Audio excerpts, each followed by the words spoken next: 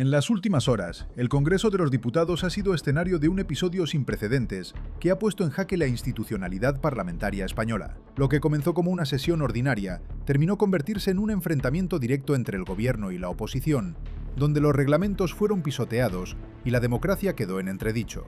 Francina Armengol, presidenta del Congreso de los Diputados, ha tomado una decisión que ha encendido todas las alarmas políticas en España: modificar unilateralmente el orden del día de la sesión, excluyendo puntos clave solicitados por la oposición y acelerando votaciones que no estaban programadas. Todo esto sucede en un momento en el que España se debate entre crisis energéticas profundas, escándalos de corrupción cada vez más graves y un gobierno que parece estar en caída libre ante la opinión pública. Hemos registrado este escrito hace apenas unos minutos, supongo que lo conoce, solicitando que el Pleno de la Cámara, en virtud del artículo 68.1, el mismo que acaba de invocar usted, se pronuncie sobre una modificación del orden del día de este Pleno.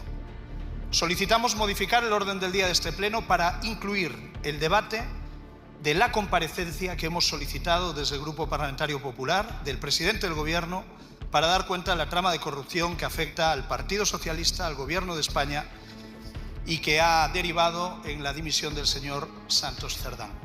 Hace apenas unas horas escuchábamos al presidente del Gobierno decir que comparecerá en esta Cámara en la primera fecha posible. Queremos cumplirle el capricho. La primera fecha posible es precisamente este Pleno. Este es el escándalo parlamentario que está dando mucho que hablar en la política española actual. Para entender completamente qué ha pasado en el Congreso hoy, es necesario contextualizar la crisis política en la que se encuentra inmerso España. Hace apenas horas, el gobierno socialista ha sido sacudido por nuevas revelaciones de corrupción que han generado onda expansiva en toda la cúpula del Poder Ejecutivo. El Partido Socialista se encuentra en el epicentro de un escándalo de dimensiones sin precedentes que ya ha obligado a la dimisión de Santos Cerdán, miembro destacado del PSOE y secretario de organización del partido. Pero la historia no termina ahí. Existe una trama mucho más amplia que involucra directamente al círculo más cercano del presidente Pedro Sánchez, incluyendo a su esposa Begoña Gómez. Los detalles específicos de estos escándalos incluyen contrataciones irregulares, amparos de personas cercanas al poder y presuntos tráficos de influencias que han generado una crisis de confianza sin precedentes en las instituciones españolas. La oposición, liderada principalmente por el Partido Popular, pero también apoyada por otros grupos parlamentarios, ha exigido explicaciones inmediatas y comparecencias urgentes del presidente del gobierno. Han presentado una petición formal de modificación del orden del día para que el presidente, Pedro Sánchez, comparezca de manera urgente ante el Congreso y explique personalmente la situación de corrupción. Para fundamentar esta solicitud, han invocado específicamente el artículo 68.1 del Reglamento del Congreso de los Diputados, que permite estas alteraciones en el orden del día cuando lo solicita una quinta parte de los diputados de la Cámara. El Partido Popular registró esta solicitud con más de 100 diputados, cumpliendo sobradamente con el requisito reglamentario. El PP no estaba pidiendo un favor a la presidencia. Estaban ejerciendo un derecho reglamentario completamente legítimo, según las normas de funcionamiento del Congreso. Cuando el portavoz del Grupo Popular y sus diputados presentaron formalmente su solicitud de modificación del orden del día, esperaban que el reglamento se aplicara de manera correcta y que se debatiera la propuesta formalmente ante el Pleno. Sin embargo, lo que sucedió fue diferente. Francina Armengol, la presidenta del Congreso, cerró en seco cualquier posibilidad de debate sobre la solicitud. Declaró de manera categórica que el orden del día de una sesión que ya estaba en curso solo podría modificarse por unanimidad de la Junta de Portavoces. Como no había unanimidad entre todos los grupos parlamentarios, rechazó tajantemente la solicitud. Lo grave no es solamente la decisión en sí, sino la manera en que se tomó y se implementó. Armengol negó sistemáticamente los turnos de palabra a los diputados de la oposición. Cerró micrófonos cuando intentaban hablar. Interrumpió constantemente a los parlamentarios que querían citar el reglamento y les pidió públicamente que aprendieran cuál era su papel como representantes de la oposición. En un momento especialmente tenso del debate, la presidenta fue aún más lejos en sus acciones. Cuestionó públicamente la capacidad intelectual del portavoz del Partido Popular para entender e interpretar correctamente el reglamento de la Cámara. Le dijo que tenía que saber qué papel jugaba en el Congreso, en un tono que muchos consideraron condescendiente y desrespetuoso. El caos estalló en el hemiciclo. Los diputados del Partido Popular y del Grupo Vox protestaban enérgicamente, citaban artículos específicos de la ley reglamentaria, solicitaban que se respetara el funcionamiento democrático de la institución, pero sus voces fueron consistentemente silenciadas. Los micrófonos se apagaban cada vez que intentaban hablar, los gritos de protesta llenaban el recinto de la Cámara, mientras que la presidenta Armengol mantenía inquebrantablemente su postura y se negaba a ceder. En un momento de la sesión, Armengol pronunció una frase que muchos consideran profundamente irónica, dado lo que estaba sucediendo. La democracia no se defiende gritando ni insultando. Mientras decía esto, la democracia parlamentaria estaba siendo socavada por el control del micrófono, por el silencio impuesto a la oposición y por la negación arbitraria de derechos reglamentarios. ¿Cuál era el objetivo real de esta maniobra parlamentaria? El análisis político muestra un propósito claro: impedir que se debatiera en profundidad la crisis de corrupción que afecta al gobierno. Los diputados de la oposición intentaron repetidamente señalar que se estaba violando el reglamento durante toda la sesión, pero cada vez que lo hacían, eran silenciados. La presidenta Armengol los llamaba al orden de manera severa.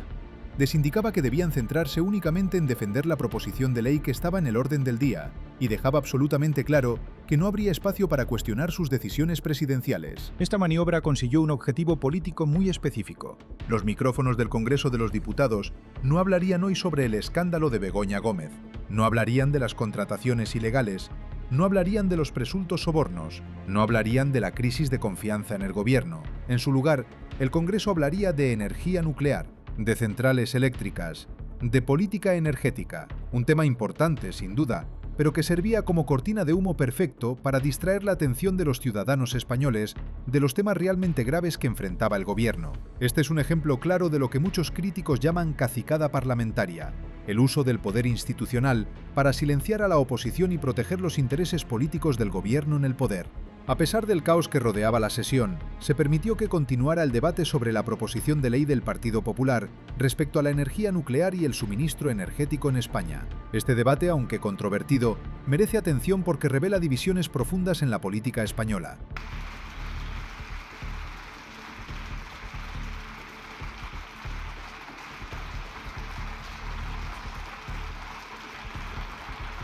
Señora Presidenta, he pedido la observancia del reglamento en base al artículo 72.1, que se puede producir en cualquier momento del debate. No entiendo qué hace corriendo el tiempo y tampoco entiendo por qué no se manifiesta usted acerca de la alteración del orden del día que recoge el artículo 68.1 de este reglamento, al que usted y yo estamos sometidos.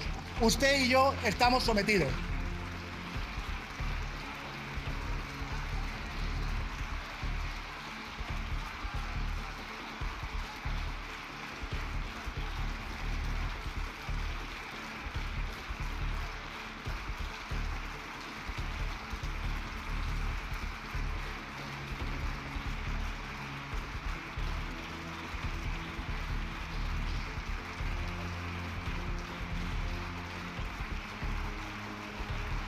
El Partido Popular ha presentado una proposición de ley que busca garantizar la continuidad de las centrales nucleares españolas y específicamente prevenir el cierre progresivo de estas plantas que el gobierno socialista tiene planeado. La propuesta es fundamentada, según sus defensores, con amplia evidencia científica internacional. El primer argumento es la seguridad energética nacional. Cerrar plantas nucleares en medio de una crisis energética global es, en opinión del PP, una irresponsabilidad grave, especialmente cuando regiones españolas como Cataluña dependen de la energía nuclear para el 59% de su consumo total de electricidad. Sin estas plantas, la región se enfrentaría a apagones industriales severos. El segundo argumento es el empleo y la economía local. Las comarcas españolas donde están ubicadas las centrales nucleares viven económicamente de esta industria. Almaraz en Cáceres, Trillo en Guadalajara, Cofrentes en Valencia, Ascó y Vandellos en Tarragona.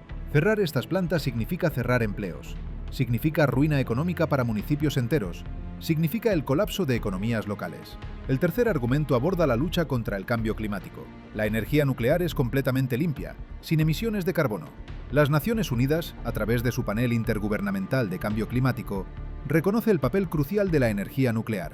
La Agencia Internacional de la Energía asegura que la energía nuclear alcanzará su máximo histórico en 2025, y la Unión Europea ha incluido oficialmente la energía nuclear en su taxonomía de energías verdes sostenibles.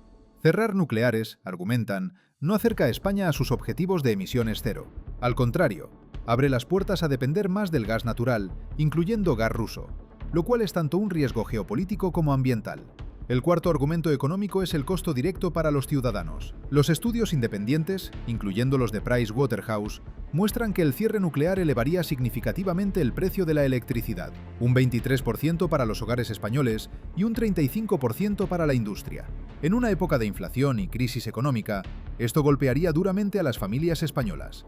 Durante su intervención ante el Pleno del Congreso, el diputado del Partido Popular no solo habló de energía, también lanzó acusaciones directas e incisivas contra el gobierno socialista. ¿Quién se enriquece con el cierre nuclear?, preguntó retóricamente. ¿Quién se enriqueció con el timo ibérico? ¿Quién se está enriqueciendo actualmente con las consecuencias de los apagones? Estas preguntas apuntaban directamente a la sospecha de que hay intereses económicos ocultos detrás de las decisiones de política energética. Luego cuestionó por qué la ministra de Defensa, Beatriz Corredor, no comparece en la Comisión de Seguridad Nacional, una ausencia considerada sospechosa por muchos analistas políticos, y presentó un dato que muchos consideran alarmante. Desde que comenzó la guerra en Ucrania, España ha gastado 11.322 millones de euros comprando gas, y en lo que va del año 2024, casi 1.000 millones de euros comprándoselo directamente a Rusia, el país agresor en la guerra. El mensaje era inequívoco. Mientras España compra gas a Putin y financia un régimen agresor, en ese documento, el Partido Popular apostaba por mantener la energía nuclear, cuando las empresas propietarias querían su cierre, cuando el gobierno quería su cierre, cuando distintos líderes vinculados a la izquierda y lobbies para multiplicar el consumo de gas también querían su cierre, cuando cierta parte del sector eléctrico pedía su cierre para aprovecharse de los precios altos que daba el cierre nuclear, cuando el gobierno acababa de aprobar la prohibición de extraer uranio, un año antes de que 15 países de la Unión Europea acordasen triplicar la potencia nuclear y meses antes de que Europa incluyera la energía nuclear como verde en su taxonomía, Alberto Núñez Feijóo, Juan Bravo y Paloma Martín hicieron una apuesta valiente, responsable, con una visión de futuro inéditas en la política actual y solo al alcance de políticos y políticas con alturas de miras y con sentido de Estado. Algo que contrasta con un gobierno indolente e irresponsable, un gobierno sectario e ideológico que piensa que la ideología... Mientras la corrupción crece en el seno del gobierno, mientras ciudadanos y empresas españolas sufren apagones y precios de energía disparados, el Ejecutivo prefiere cerrar plantas nucleares que son seguras, limpias y eficientes. El diputado terminó su intervención con una frase que resume perfectamente la frustración de la oposición. Esto es política de alturas de mira. Lo que hacen ustedes es amañar contratos y robar todo lo que puedan. ¿Qué significa realmente todo esto para España? Las implicaciones son profundas y preocupantes para el futuro de la democracia parlamentaria. En primer lugar, el Congreso de los Diputados está siendo utilizado progresivamente como un instrumento de protección política para el gobierno en el poder, en lugar de funcionar como un auténtico espacio de debate democrático genuino y de control parlamentario. En segundo lugar, existe una brecha cada vez más profunda entre las promesas públicas del Ejecutivo y la realidad de sus acciones. El gobierno dice que la seguridad energética es prioritaria, pero cierra nucleares. Dice que quiere reducir emisiones de carbono, pero compra más gas. Dice que quiere bienestar para los españoles, pero sus decisiones encarecen la electricidad. En tercero, la oposición está utilizando todos y cada uno de los mecanismos reglamentarios disponibles para presionar por cambios de política. Y el gobierno responde no con argumentos mejores o más convincentes, sino simplemente con el control autoritario de los protocolos parlamentarios.